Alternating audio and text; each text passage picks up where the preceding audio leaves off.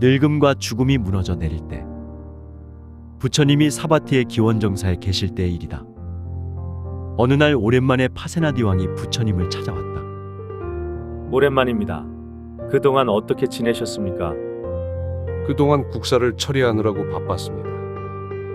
넓은 국토를 다스리자면 나라의 구석구석을 관찰하고 잘잘못을 가리고 대책을 세우는 등 여러 가지 할 일이 많습니다. 그렇다면 대왕에게 한 가지 물어볼 것이 있습니다.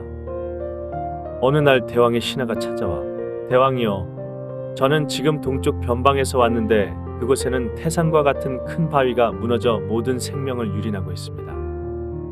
어서 대책을 마련해 주소서 라고 아뢰었다고 합시다.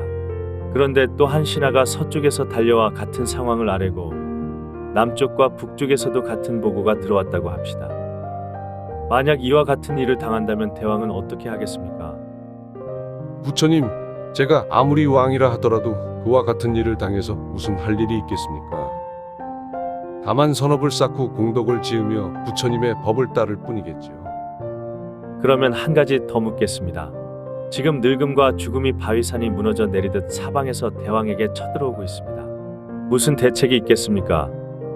부처님, 비록 제가 왕이기는 하나 늙음과 죽음이 쳐들어오는데 무슨 도리가 있겠습니까? 제게는 강력한 군대가 있지만 큰 바위산이 무너져 내리듯 밀려오는 늙음과 죽음을 어떻게 막아내겠습니까? 제게는 주문을 잘 외는 신하가 있습니다만 그 주문으로 큰 바위산이 무너져 내리듯 밀려오는 늙음과 죽음을 물리칠 수는 없습니다. 그러므로 이때 제가 할 일은 오직 부처님의 가르침에 따라 행하고 선업을 쌓아 공덕을 짓는 것뿐입니다. 부처님과 파세나디 왕의 대화 주제는 지구 종말의 날에 무엇을 할 것인가라는 것이다.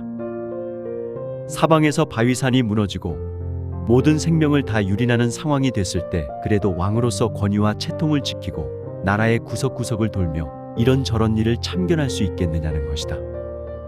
이 질문에 대한 왕의 대답은 매우 솔직하다.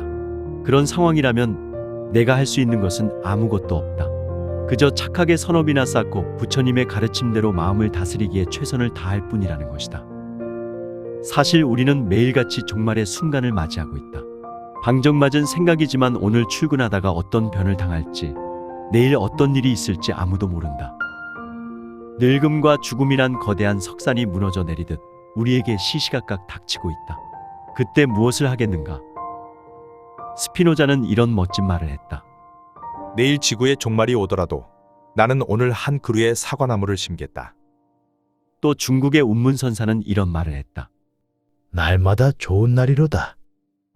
스피노자의 말은 절망의 상황에서도 희망을 포기하지 않으려는 희망의 철학이 들어있다. 운문선사의 말에는 어떤 경우에도 당황하지 않는 선승다운 여유가 있다. 이에 비해 파세나디 왕의 대답은 불자다운 진실함이 있어 보인다. 물론 이 경의 주제는 지구 종말을 놓고 재치문답을 하자는 것이 아니다.